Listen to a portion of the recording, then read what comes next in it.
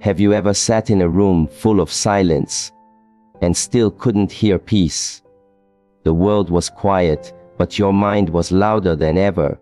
That's not your fault. It's just untrained. We live in a world that rewards reaction, not reflection. A world that teaches us how to use devices, but not how to use thought. You've been taught how to perform, but never how to pause. How to plan, but not how to be present. So your mind runs fast, chaotic, and noisy. And most people will live their entire lives this way, in mental chaos that looks like productivity, but feels like exhaustion. But the mind is not the enemy. It is a tool, a temple, a weapon if trained. And that training begins not with force but with discipline. Today, I will share with you how to begin that path, not with motivation, but with understanding. Not by changing your life overnight, but by learning how to change one moment, and then mastering the next. Because when you discipline your mind, the world outside starts to make sense. But when your mind is untrained, even the quietest room feels loud. When your mind is untrained, even the quietest room feels loud. That is because an untrained mind doesn't need noise outside. It generates noise within. Thoughts jump from one fear to another. Memories resurface without invitation. And the moment you try to sit still, your mind rebels like a wild animal trapped in a cage. You don't need external distractions. Your mind becomes the distraction. But that's not a weakness. It's simply untrained potential. A powerful engine running wild doesn't make it broken. It means it hasn't been guided, channeled, or shaped. The truth is, your mind is much like a wild horse. It's beautiful, full of power, but unpredictable, uncontrollable, and sometimes even dangerous when it's left alone. And no matter how intelligent or capable you are, if your mind is not under discipline, it will drag you wherever it wants, whenever it wants. You might have experienced this already. When you're trying to focus and your thoughts wander to something someone said last week. When you want to listen, but your emotions get in the way. When you promise yourself you won't overthink tonight, but the silence invites every shadow of fear. That's the work of an untrained mind. It doesn't respect your intentions because it's never been taught to. It's not loyal to your goals because it doesn't recognize them as commands. The truth is, discipline isn't about forcing your mind into silence. It's about building a relationship with it. You don't control a wild horse by shouting. You do it by presence, patience, and training over time. The more you run from your mind, the more power you give it. The more you sit with it, the more it begins to understand your language. We've been taught how to train muscles, how to sharpen skills, even how to speak with confidence, but very few have been shown how to train the mind. Not through books, not through information, but through lived experience. And that experience begins the moment you stop trying to fight your thoughts and start learning how to observe them. Because observation is the beginning of mastery. What you can't see, you can't change. And when your mind is left unobserved, it becomes the master of you. But the moment you begin to see clearly, not just what you're thinking, but why you're thinking it, you begin to take your power back. Slowly, gently, and with consistency, your mind begins to respond. Like that wild horse that once refused to listen, it starts to slow its pace when you are near. Not because you threatened it, but because you showed up with presence. That's the first step in training. Presence. Not perfection, not performance. Just the willingness to sit with the discomfort, to face the noise, and to remain still when your instinct is to run. Most people run from their mind because they believe it is too chaotic. But the chaos is just the surface. Beneath it lies stillness, but you'll never reach it unless you're willing to stay, to watch, to train, and to return to that space again and again until silence becomes your ally and your mind becomes your companion. When silence becomes your ally and your mind becomes your companion, something inside you begins to shift. You start to notice the weight of the world doesn't come from the world itself. It comes from how your mind reacts to it. The external chaos only becomes internal suffering when your inner landscape isn't prepared. And the truth is, most people are not prepared, not because they lack intelligence, but because they've been conditioned to react instead of reflect. From the moment we open our eyes in the morning, we're pulled into a cycle of notifications, obligations, distractions, and noise.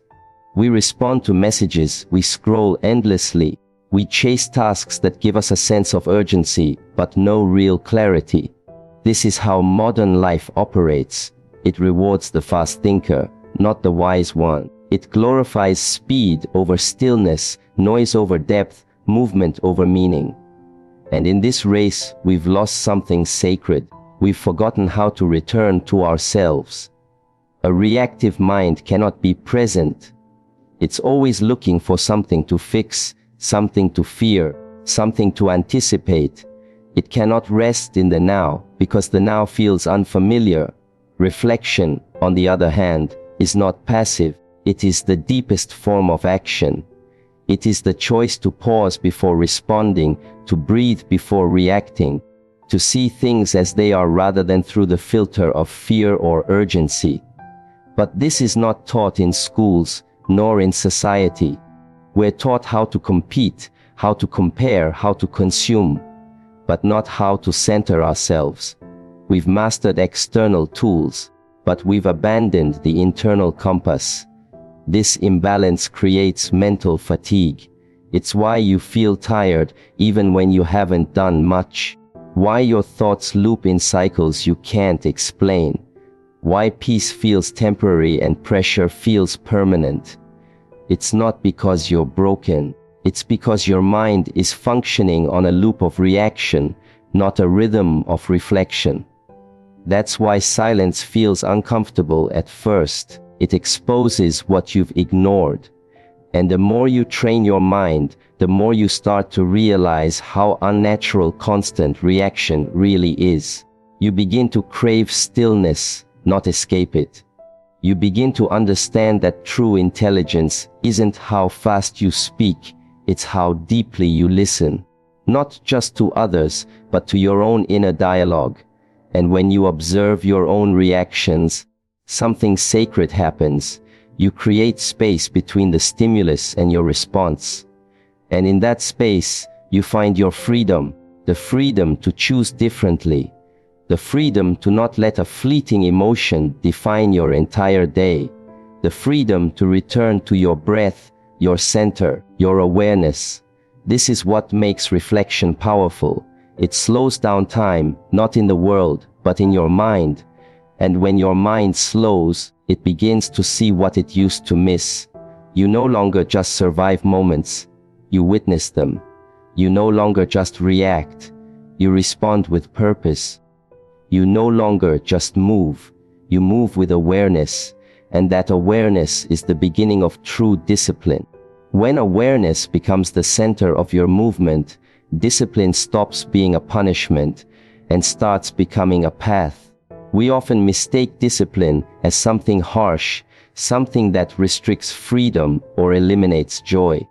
But that misunderstanding only exists because we've seen discipline as external enforcement, not internal alignment. Real discipline is not about forcing yourself to do what you hate. It's about aligning yourself with what you value so deeply that distractions no longer have the same power. It's the steady hand that chooses direction even when emotion pulls in another way. It's the quiet strength that reminds you who you are when the noise outside wants you to forget. And yet, discipline doesn't shout. It doesn't arrive with intensity or pressure. It arrives in small choices, repeated in silence. It begins when you notice your mind drifting and gently guide it back. It begins when you resist the urge to escape discomfort and choose instead to stay with it. It begins when you realize you have a say in how you spend your focus, your energy, your breath. That realization alone is liberating, because it means you are not a victim of your patterns. You are the one who can reshape them. But to reshape anything, you must first return to structure. And structure isn't a cage. It's a container. A space that holds you steady while the world tries to pull you in every direction. Without structure, even the strongest willpower fades. Even the clearest vision blurs. So discipline builds that structure, not with force, but with rhythm. You wake up not because the world demands it, but because your purpose does. You sit in silence, not because you're avoiding noise, but because you're mastering your reaction to it. You repeat rituals, not to impress anyone, but to remind yourself what matters. And the more you honor those small, consistent acts, the more stable your inner world becomes. Chaos may still exist around you, but within you, a rhythm begins to grow. A rhythm that isn't shaken by temporary feelings. A rhythm that knows how to return even after you fall off course. That's what discipline truly is. It's not perfection. It's the power to return, to reset, to realign.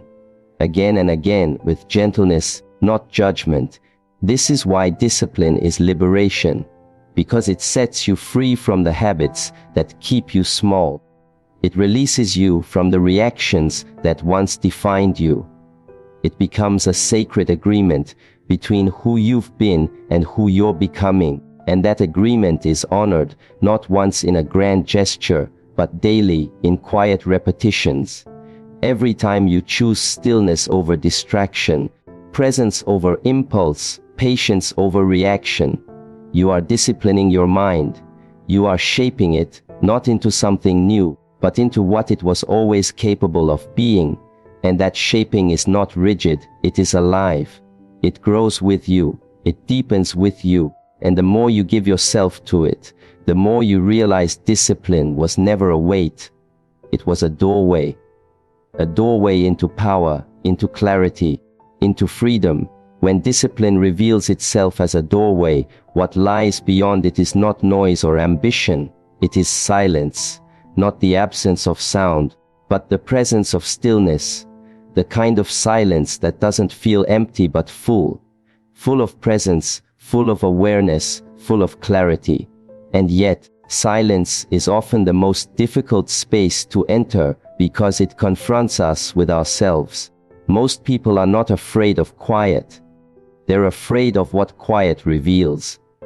Without the distractions of noise and movement, the mind begins to speak. And when it speaks, it often brings things we've buried, avoided, or ignored. But this is why silence is the first true teacher of discipline. It doesn't teach through explanation. It teaches through exposure. It shows you the state of your inner world with honesty that no external voice can offer. It is not always comfortable, but it is always true. In silence, your thoughts stop hiding behind words. Your habits become visible. Your patterns become loud. And you begin to see how much of your life has been reactive, automatic, unexamined. But this awareness is not a punishment. It's a gift. Because you cannot change what you do not first recognize. And silence creates the space where recognition is possible.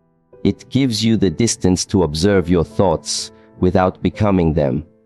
To watch your emotions rise and fall without getting swept away by them.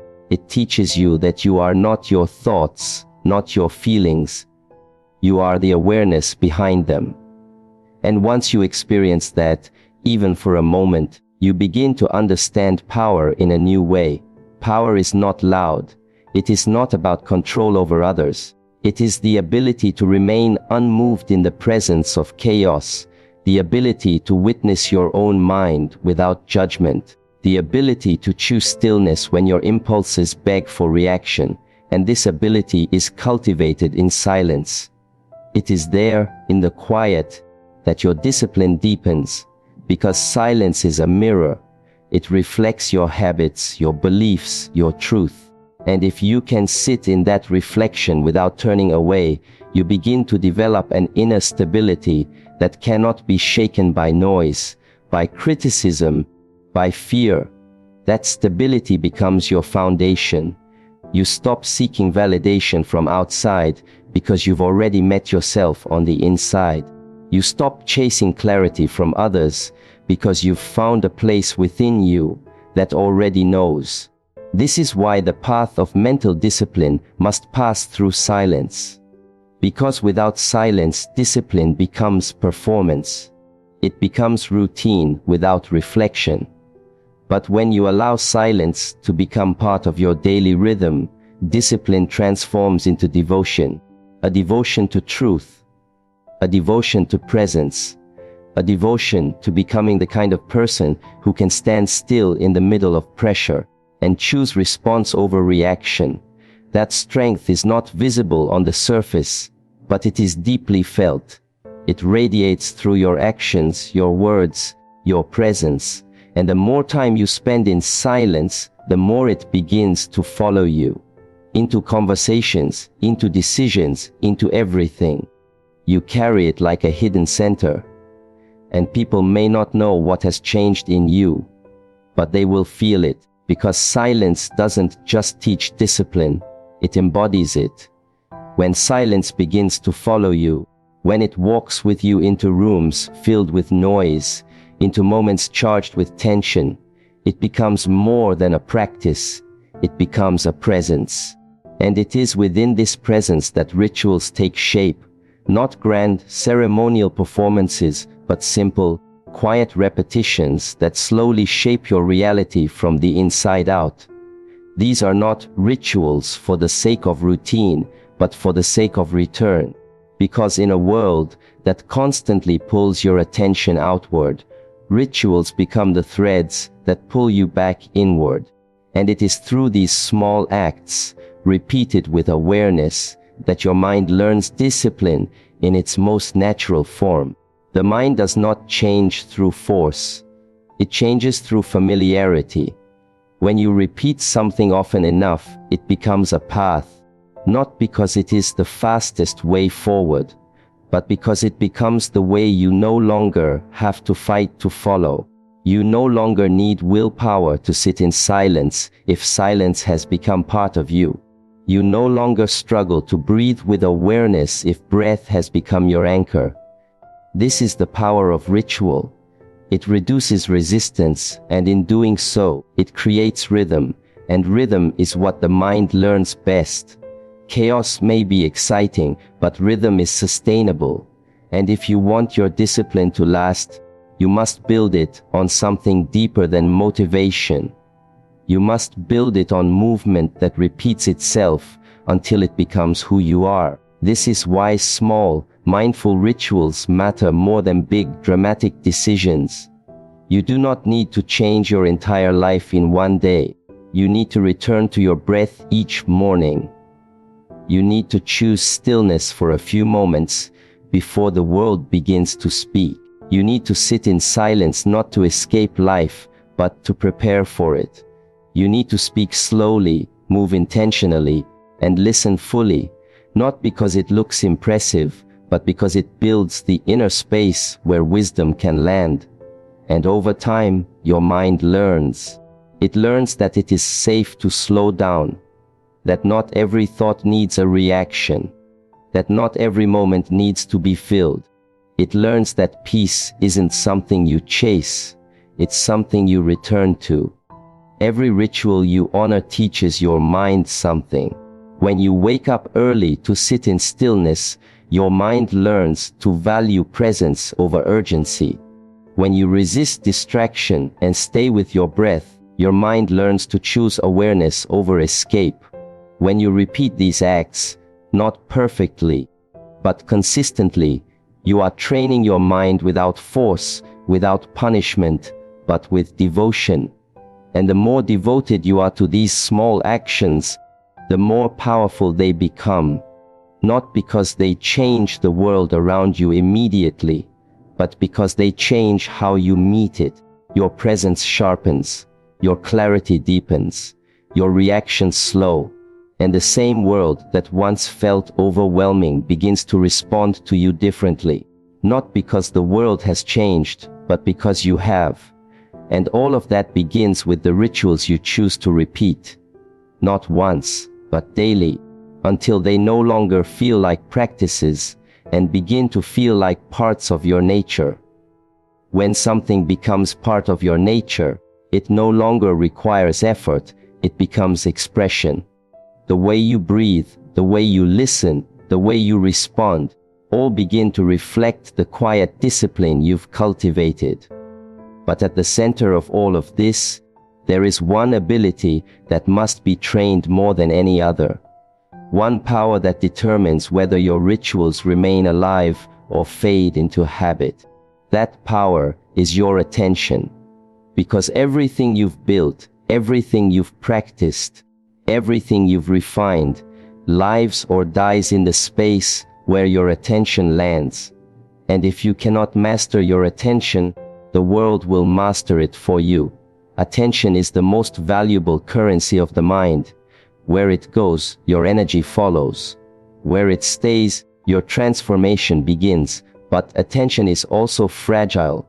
In a world designed to distract, your attention is constantly under attack by flashing screens, shallow conversations, unresolved emotions, and unconscious habits. And over time, this constant scattering of your focus weakens your ability to be present. You begin to live in fragments. You're in one place, but thinking of another. You hear words, but you don't truly listen. You complete tasks, but you feel disconnected from them. Life becomes a blur, not because you're moving too fast, but because your attention is moving without direction. And this is where training begins. Not with control, but with observation.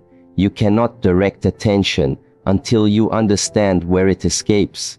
Until you sit long enough to see what steals it. Sometimes it's anxiety. Sometimes it's boredom. Sometimes it's unresolved emotions or unfinished thoughts. But until you become conscious of what pulls your attention away, you won't be able to reclaim it. This is why silence and ritual matter. They reveal your distractions, not to shame you, but to invite you to choose differently. And every time you gently guide your attention back, to your breath, to your task, to the present, you are not failing, you are training. That repetition is the very essence of mental discipline. Attention is not about force, it's about consistency. It's about remembering, again and again, what matters. And in that remembering, you start to rewire your presence. You begin to notice details you used to miss. You begin to engage with your own thoughts rather than escape from them. You begin to give your full presence to what's in front of you. Not because it demands it, but because it deserves it. And slowly, your attention becomes anchored. It no longer drifts so easily. It begins to return on its own, without resistance, without delay. And that return, over time, becomes a kind of quiet strength, a stability that doesn't need to announce itself, but is felt in every conversation, every movement, every pause. People will sense it, not through your words, but through your presence, because trained attention radiates. It doesn't have to prove itself. It simply stays, it listens, it sees, and in that still presence the mind finds its center, not in resistance, but in rhythm, not in control, but in calm. And once your attention becomes rooted, everything else follows: clarity, insight, peace, not as goals to chase, but as companions to walk with. Discipline does not begin in grand declarations. It begins in the stillness you are willing to return to, The untrained mind seeks control through chaos, but the trained mind learns presence through practice. What you have explored is not just a method, it is a way of being. You've seen how the mind resists silence, how it reacts instead of reflects, and how it can be softened, not with force, but with consistency. You've learned that rituals shape your inner world, not because they are big, but because they are repeated. That attention is the gateway, the anchor, the compass. And when you train your attention, you shape the entire structure of your life. Not overnight, but breath by breath. This path is not reserved for monks in the mountains. It is for anyone brave enough to meet themselves with honesty. Discipline is not about becoming someone else. It's about becoming fully yourself, calm, clear, focused, and free. You don't need to wait for the perfect moment to begin. The moment is already here. The mind will wander. The world will pull. But you now know how to return. And in that return, again and again, you become the master of your inner world.